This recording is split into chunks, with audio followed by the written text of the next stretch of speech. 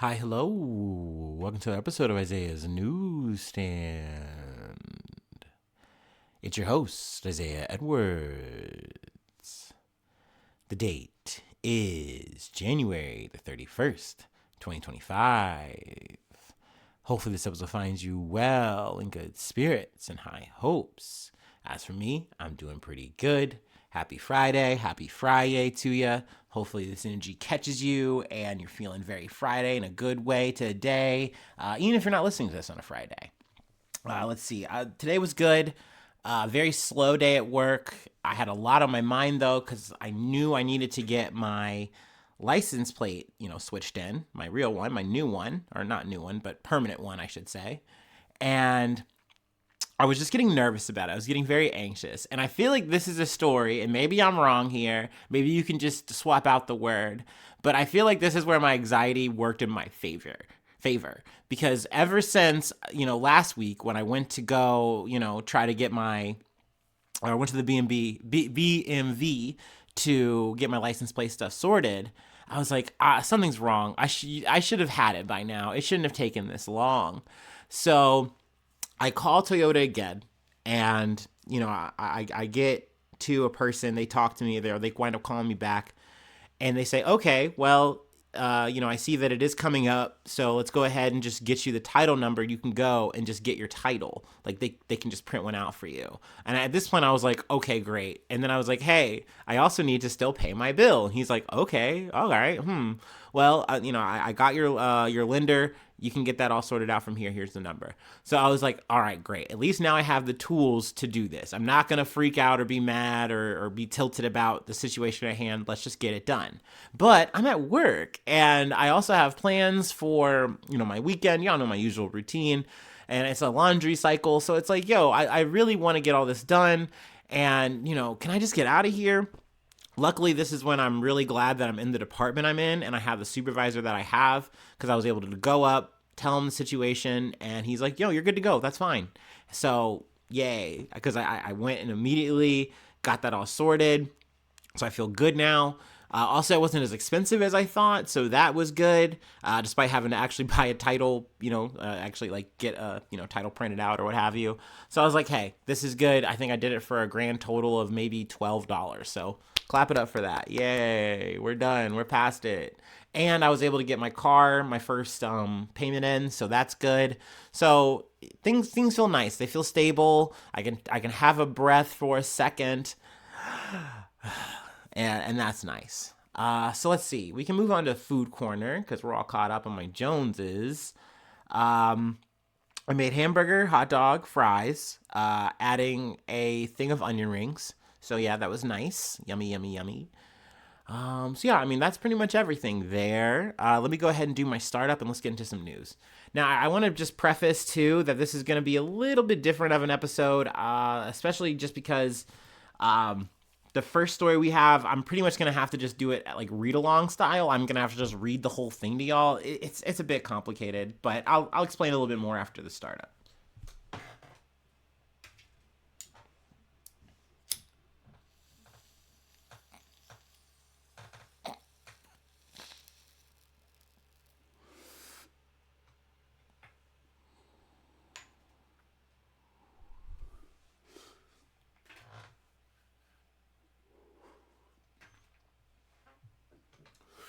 Ooh.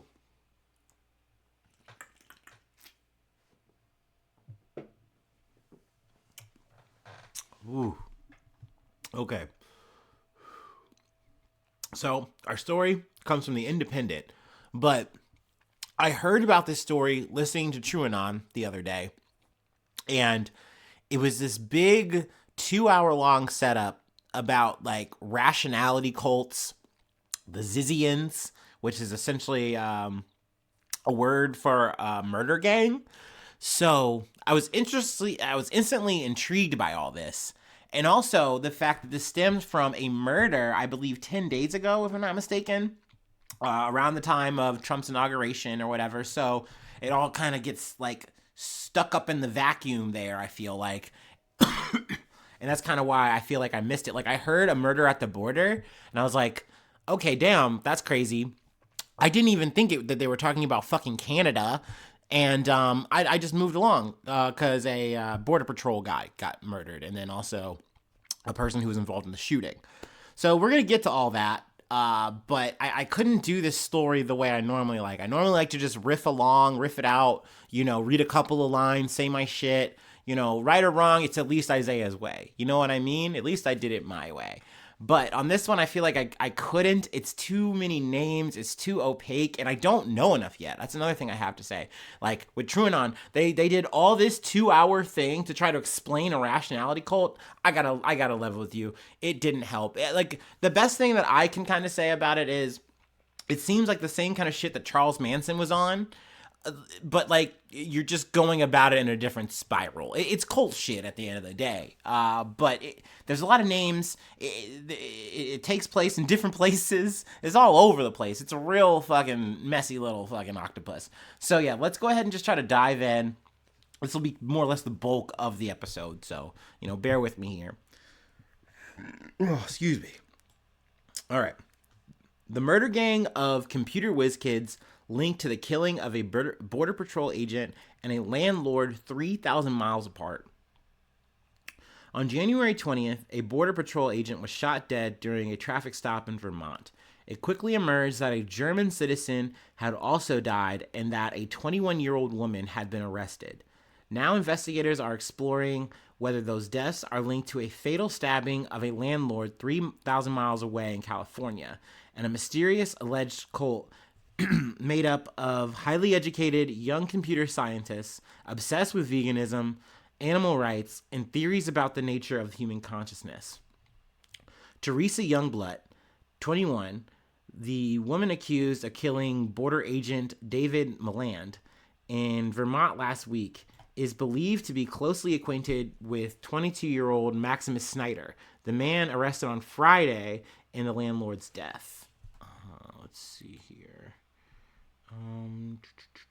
Also, this was posted Wednesday, January 29th. The pair were in frequent contact with each other prior to the killings on opposite sides of the country, according to a motion filed Monday by the U.S. Attorney's Office for the District of Vermont. So acquainted, in fact, that Youngblood and Snyder had applied for a marriage license on November 5th, according to public records viewed by Open Vallejo. They both studied computer science in Washington and appeared to follow the vegan Sith ideology. So this was like my first eye roll here. I was like, what is vegan Sith? What the fuck does that mean? Of a fringe Bay Area group that has been described as a murder gang. And then I go, wait, I have to like lock back in. It's like, oh, they're serious about this shit. Like they're not, yes, it's cringecore, but they're also like trying to do helter skelter. They're trying to do murder. The outlet reported, citing an interview with a person familiar with the group.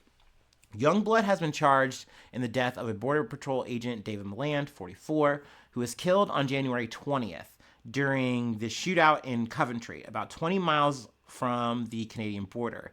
Her passenger, Felix Baucolt, a German citizen, also died in the shooting. So yeah, normally if you've noticed, that's why I put the little brackets and stuff in the bio. Usually I try to keep a story that like it encapsulates around 7 days, right?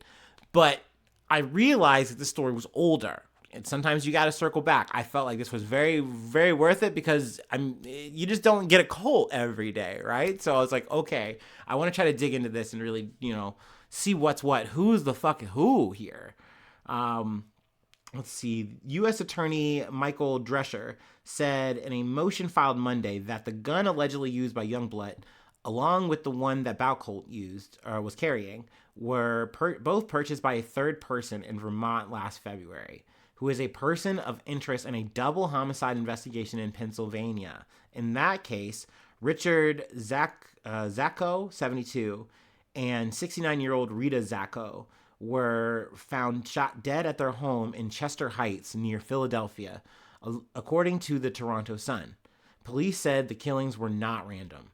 Drescher said Youngblood and Baucolt are acquainted with and have been in frequent contact with the person who was detained during that investigation and who also is a person of interest in a homicide investigation in Vallejo, California. On Monday, Maximilian Snyder was charged with murder in the stabbing death of 82-year-old Curtis Lind, a landlord who was killed on January 17th. And Lind is a whole character that we're going to be getting to. Not a necessary character in the group, the little murder gang, but just a character in and of himself. Youngblood and her passenger, Baucolt, were driving a 2015 Toyota Prius with a North Carolina license plate in Coventry, Vermont, when the shooting unfolded. They have been under FBI surveillance since January 14th after a hotel employee in Lyndonville, Vermont, reported seeing them dressed in black tactical clothing and protective equipment, with Youngblood carrying a holstered firearm, according to the FBI affidavit.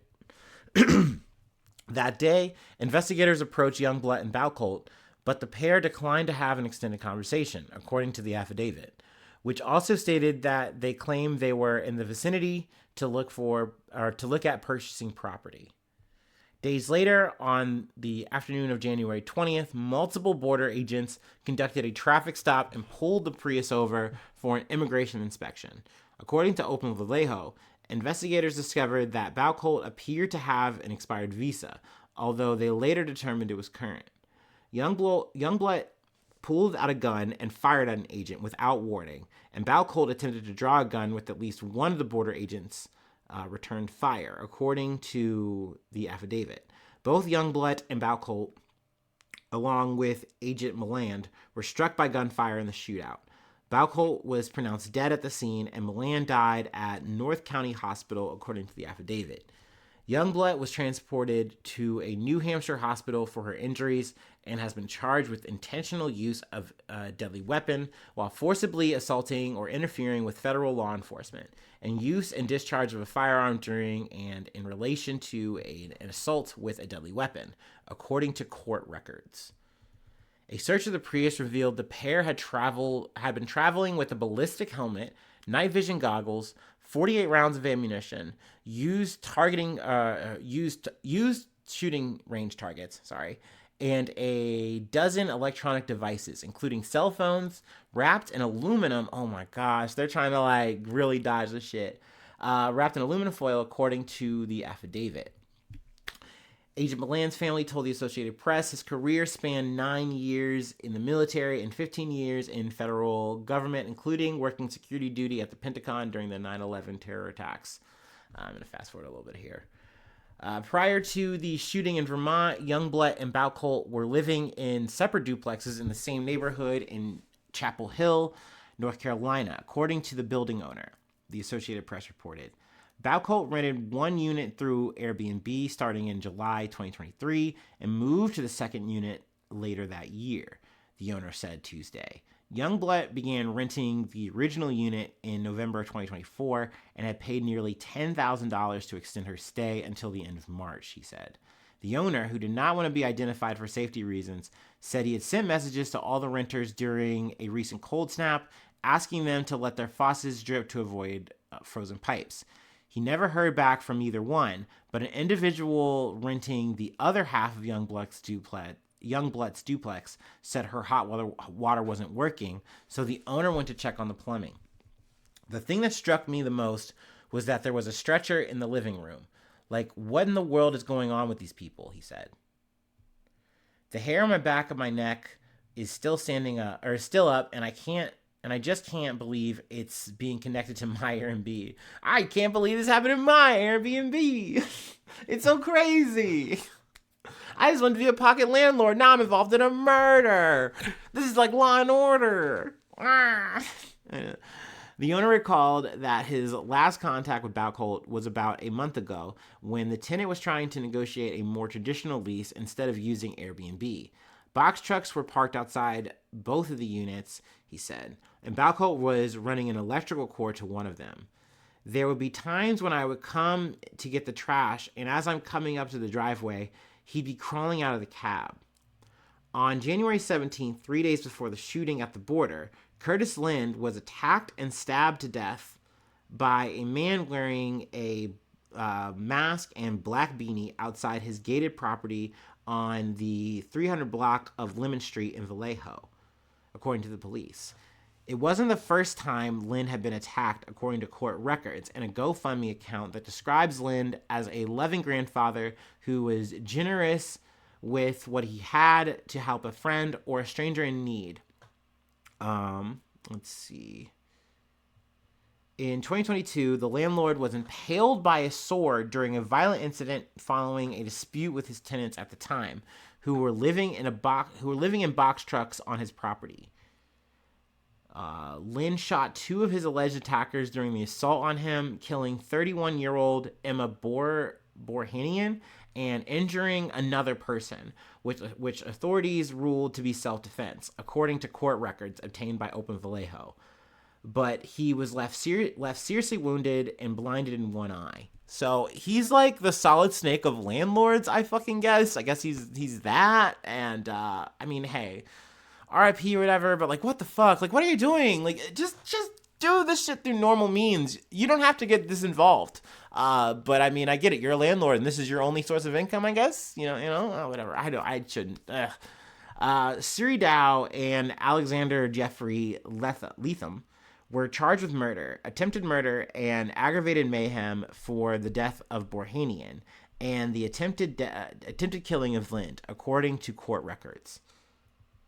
Thomas Young, who was a friend of Lynn's, told Open Vallejo that when he searched the box trucks after the attack, he made a creepy discovery. Stashed inside the trucks were allegedly registered in Vermont, were used surgical equipment, more than a dozen laptops, and expensive electronics. It was actually very uncomfortable, Young said. You kind of wanted to put on a hazmat suit before going into it. It was really just creepy in the extreme. Before his death last week, Lynn was set to testify against his alleged assailants in their trial in April, according to court records.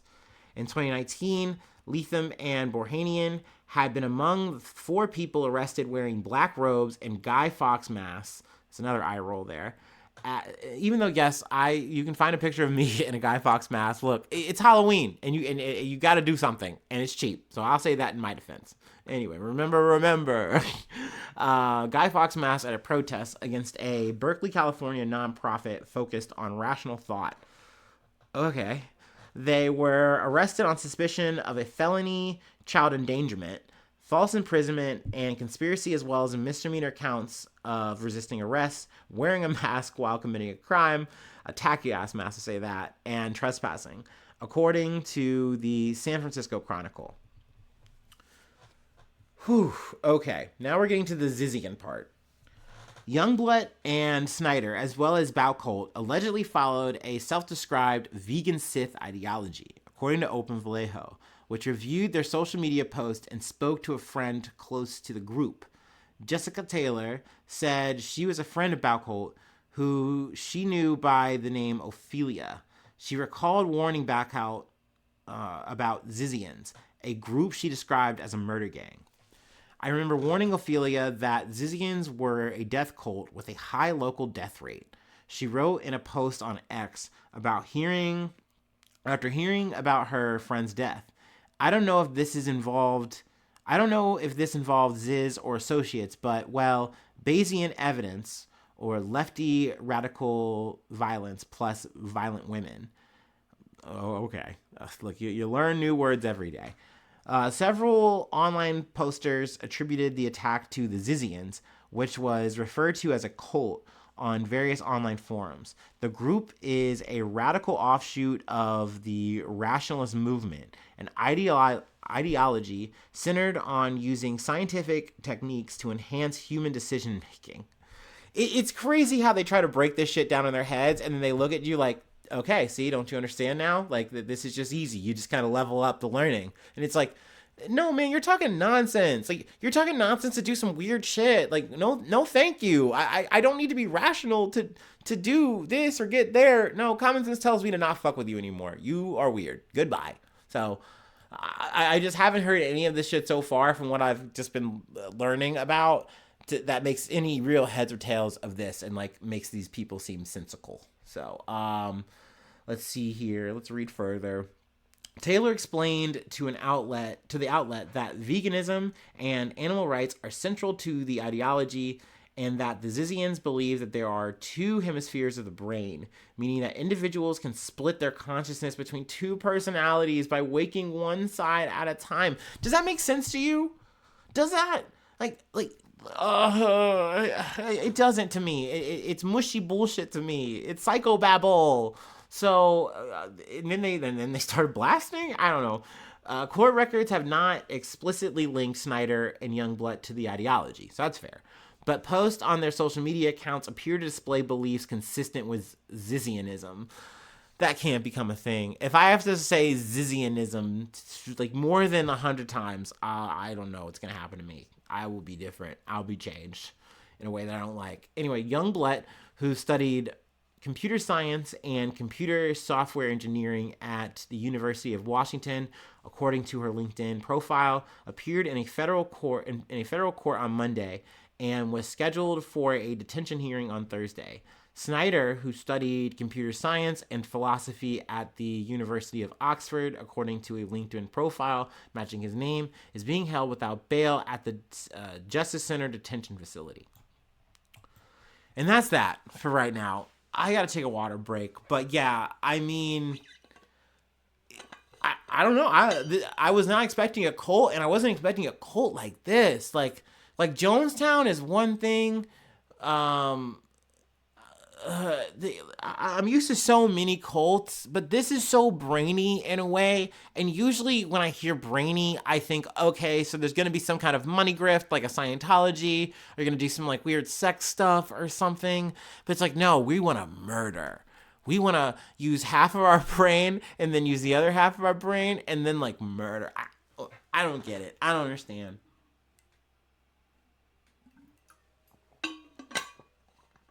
And is this signs that I'm getting older? Because, I feel like the ages are important here. We're talking about a 21-year-old, 22-year-old.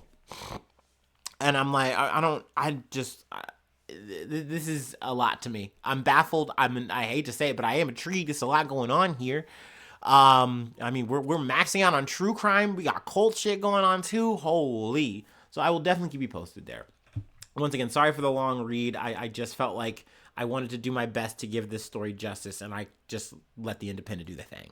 Anyway, from Local 12, also shout out to the homie Christina. I love when people send me news stories. Please. Sometimes I use them, like this situation. Other times I don't, but I always read them. I always look into them because I am voracious for news. So whether it's local to you, local to me, international shit, go ahead and send it my way, please. Isaiahnews1 at gmail.com. Any of the socials, you can hit me up. Send me news. By all means, invade my DMs with news. I would love that. Thank you very much. OnlyFans model falls from four-star hotel balcony while filming pornographic scene. Whew. Okay, here we go. An OnlyFans model reportedly fell to her death while filming a pornographic scene. Citing a report from the U.S. Sun, 27-year-old adult entertainment star Anna Beatriz, I'm sure I'm getting that wrong, sorry, Piera Alves, known by her fans as Anna Pauli, died after falling from a hotel balcony in Brazil on January 23rd. The Post reported that Piera Alves was in the middle of filming a pornographic scene with two men at the time when she reportedly fell to the ground floor courtyard of Mont Blanc Apart Hotel, a four-star hotel located in Nova Icao, Brazil. I'm sure I'm getting that wrong too. According to The Sun, when questioned by authorities, the two men offered conflicting testimonies. Police released the men after being questioned, but foul play has not been ruled out. It's a complex case, and we don't rule out any possibility from an accident to a possible crime. Biexada Fluminense Homicide Unit spokesperson said, per The Sun. Now, her boyfriend, who is Pedro Henrique, took to social media to mourn her passing, writing, "As the hours pass, it's starting to sink in, and the hole in my heart is only getting bigger. If someone is to blame, they will pay, and the culprit will be found." He was not at the hotel at the time of the death, the publication reported. So obviously it's very unfortunate. This is just someone, working, doing their thing, and then something like this fucking happens. So obviously it's very unfortunate. It's not something I want to make fucking light of. Goddamn. You can only imagine. So let's go ahead and move along. We have one more thing I wanted to cover. And this isn't even us getting into the thick of it. I just want to kind of just do the headlines and we can call it a day. But yeah, let's go ahead and do our last break. And we got to talk about, our Orange God Emperor and his favorite buddy in chief, or his right hand, or his other head. I don't know what you want to call the two of them, but whatever. Let's go ahead and close this shit out.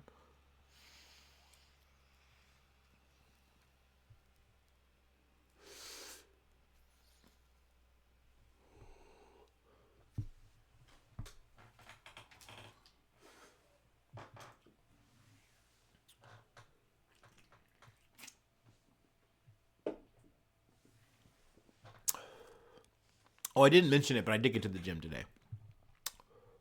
And it was good. It was a good session. Anyway.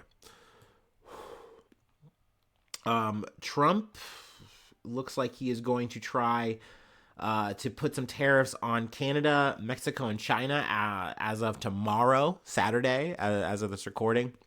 Trump says he'll put tariffs on Canada, Mexico, and China on Saturday. So I'll keep you posted on that, if that's a thing, what that looks like, if he's actually going to go 100% with that, if he's serious. And then, and that was from AP, just reading the headline there. From Reuters, exclusive, Musk aides lock government workers out of computer systems at U.S. agency, sources say. So I've heard that more or less, I don't even think you call it a coup in this situation, because it's just an exertion of control here by Musk. He's allowed to do this now, I guess. Essentially, he's locked out employees from their shit and put in like a contingency of 20 workers or aides or whatever. And, they're people who have like been chosen to be here, people he's hired on outside to work now, I guess. And they got beds in the motherfucker, the building. It really is Musk doing X, doing Twitter, whatever you fucking want to call the shit. It's his everything app. But that style of takeover, he is fully trying to implement, via the Doge shit, whatever, how he's advising Trump and Trump is just taking it. Like, it's very much, I guess, a Batman and Robin kind of thing. I don't know. It feels very strange. It feels very weird. And it doesn't look good. I don't think this is going to bode well for government in terms of like how things are going to act. I think that more likely than not, this is going to cause more problems than actually, solve problems or even help the economy in any kind of way, shape, or form. But we shall see, I suppose, It's out of my goddamn control. So yeah, that's where I will leave it for today. I know a bit of a different episode, a little different flow there, but hopefully you liked it. Hopefully, it was good. So yeah, if you'd like to help out, support the effort, I do have a Patreon, patreon.com/ZizzianNews. We'll be doing the roll call tomorrow, so get in while you can. I shout your name out, plug a project if you like. Free ways to hit me up, ZizzianNews1@gmail.com. Feel free to follow me or the podcast on any of the socials. Subscribe to the YouTube, hit the like button, leave a cool comment. Sharing's caring. You can do that on any platform you're listening. We love that. It means a lot.